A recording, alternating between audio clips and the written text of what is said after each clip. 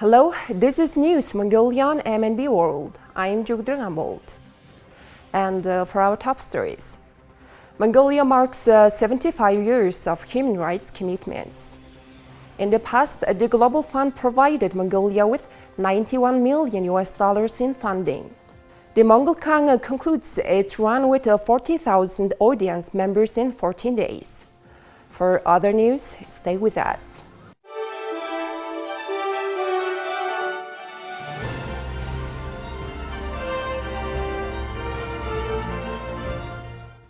On December 9th, a historic session unfolded at the Government Palace, commemorating the 75th anniversary of the Universal Declaration of Human Rights.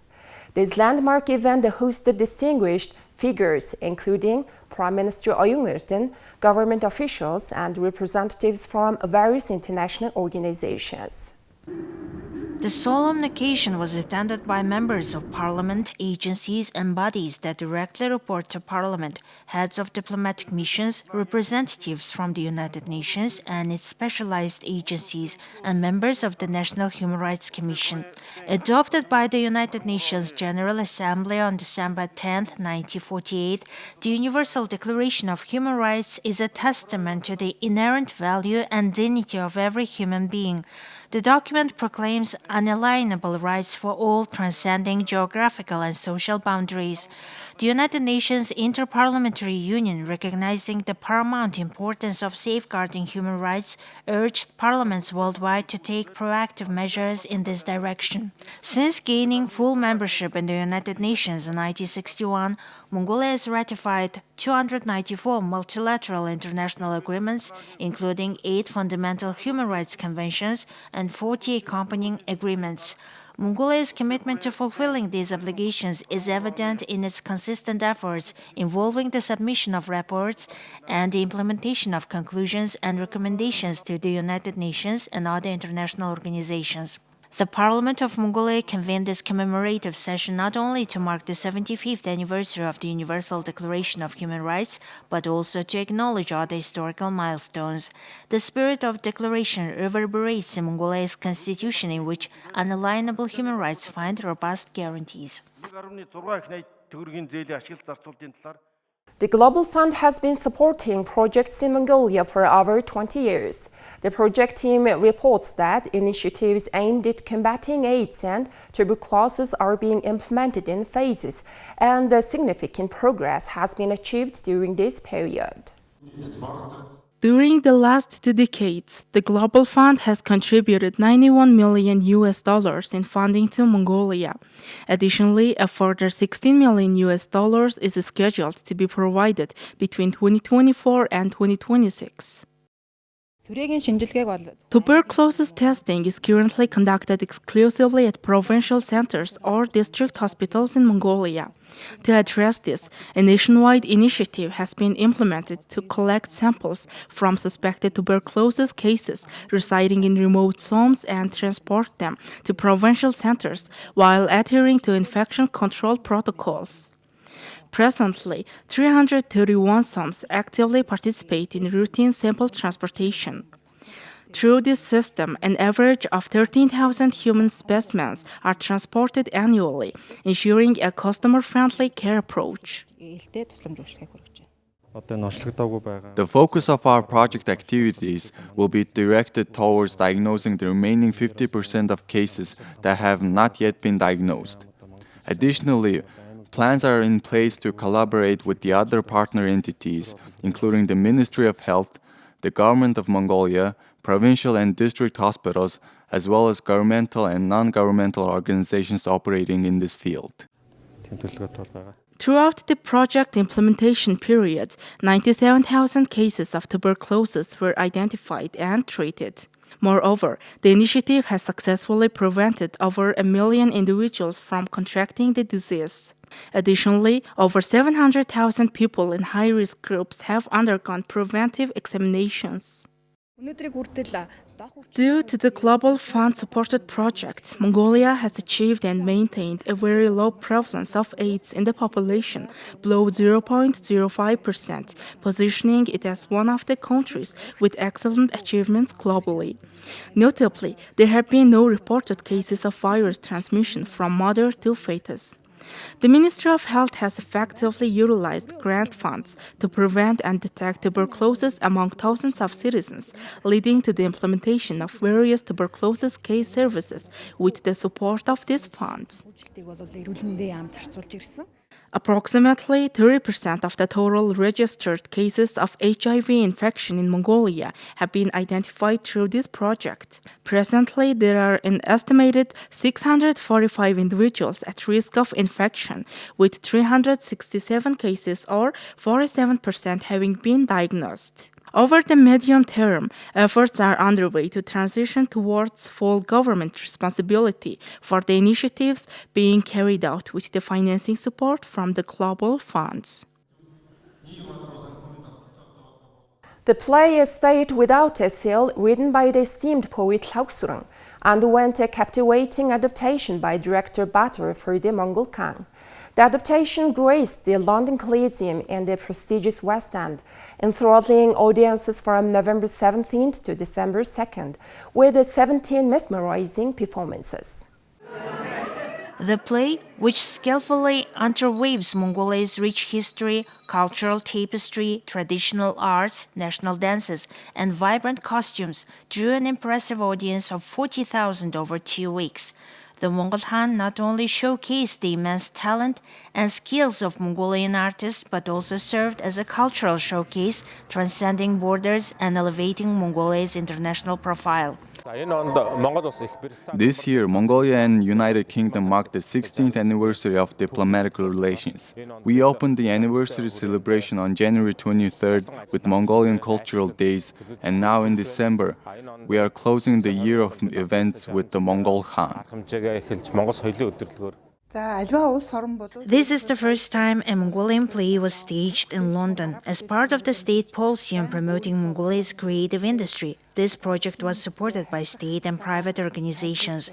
We think promoting the creative arts will have a positive impact on our domestic economy and tourism. The Mongol Khan project team worked for 1 whole year to showcase this play. London's West End, known as the pinnacle of global dramatic theatre, was an illustrious stage for the Mongol Khan. The production not only captivated theatregoers but also forged stronger cultural ties between the two nations, bringing Mongolia into the spotlight.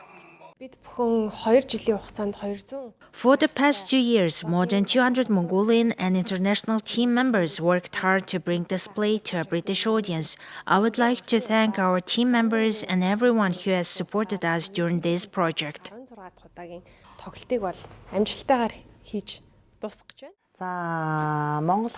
I'm honored to have portrayed Queen Tsar, one of the leading roles. Thinking back on my journey, I fondly remember participating in the full cast scene during the first staging of this play at the State Academic Drama Theatre 2 decades ago.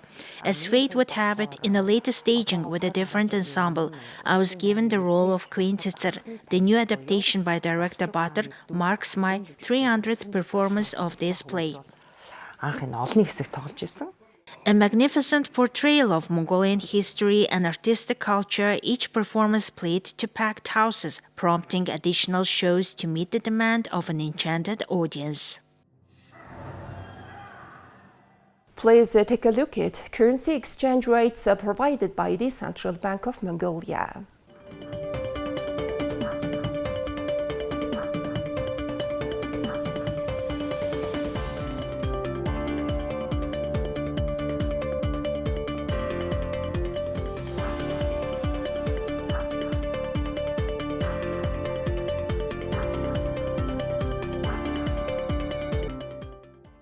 Now here comes foreign news partnered with international news agencies.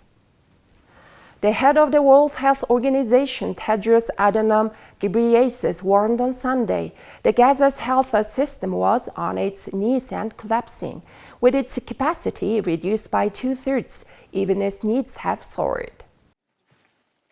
The warning comes as Israel pressed ahead with its offensive, with heavy fighting raging overnight and into Sunday across Gaza, including in the devastated north. Nearly 85% of Gaza's 2.3 million people have been displaced within the besieged territory, where UN agencies say there is no safe place to flee. Many have fled to the south after Israel ordered the evacuation of the northern third of the territory, including Gaza City, early in the war. However, UN agencies stressed there was no safe place to flee after Israel widened its offensive into the southern half of the territory in recent week. As I have said repeatedly, I deplore the barbaric and unjustifiable attacks by Hamas on Israel on the 7th of October, which killed more than 1,200 people. I'm appalled by reports of gender-based violence during the attacks and by the mistreatment of hostages. I'm relieved that 114 hostages have now been released, and I repeat my call for the remaining hostages to be released. I well understand the anger, grief, and fear of the Israeli people following the horrific attacks 2 months ago. I also understand the anger, grief, and fear of the people of Gaza who had already suffered through 16 years of blockade and are now enduring the destruction of their families, their homes, their communities, and the life they knew. With the war in its third month, the Palestinian death toll in Gaza has surpassed 17,700, the majority women and children, according to the Ministry of Health in the Hamas-controlled territory. The ministry doesn't differentiate between civilian and combatant deaths. The war began after Hamas and other Palestinian militants stormed into southern Israel on October 7th, killing some 1,200 people and capturing around 240, over 100 of whom were released during a week-long ceasefire late last month. In response to the attack, Israel launched an air and ground war that has killed thousands of Palestinians, mostly civilians, and forced some 1.9 million people to flee their homes. Tedros said he deplored the barbaric, unjustifiable attack by Hamas and had been appalled by reports of gender-based violence during the incursion. Single every day. Hundreds of opposition Bangladesh Nationalist Party supporters protested on Sunday to mark International Human Rights Day, as the country gears for a general election on January 7 that the opposition says should be held under a non-partisan caretaker government. The party led by former Prime Minister Khalida Zia is boycotting the election, leaving voters in the South Asian nation of 166 million with little choice but to re-elect Prime Minister Sheikh Hasina Zawahiri League for fourth consecutive term. At Sunday's protest in front of the National Press Club in downtown Dhaka, opposition activists said they don't think a fair and free election can take place under Hasina's watch. The gathering took place weeks after a massive opposition rally on October 28 turned violent. The party's decision to boycott the polls comes amid a months-long crackdown that has reportedly seen hundreds of opposition politicians jailed and critics silenced, an allegation authorities have denied. After the October 28 rally, authorities arrested thousands of party leaders and activists, including Secretary General Mirza Fakhrul Islam Alamgir. Many others have gone into hiding, and hundreds have been convicted by courts on charges of violence and subversive acts that the opposition says are politically motivated. By arresting, killing, abducting, and passing guilty verdicts, this autocratic regime is moving towards another rigged election, says BNP leader Mustafizul Islam Babul. New York-based Human Rights Watch, in a report last month, put the number of arrested opposition activists at 10,000 since October 28 and said that at least 16 people, including 2 police officers, died during the period of violence. All right, that's all for today. Thank you for staying tuned. We'll see you next time with more news and updates. Have a good day.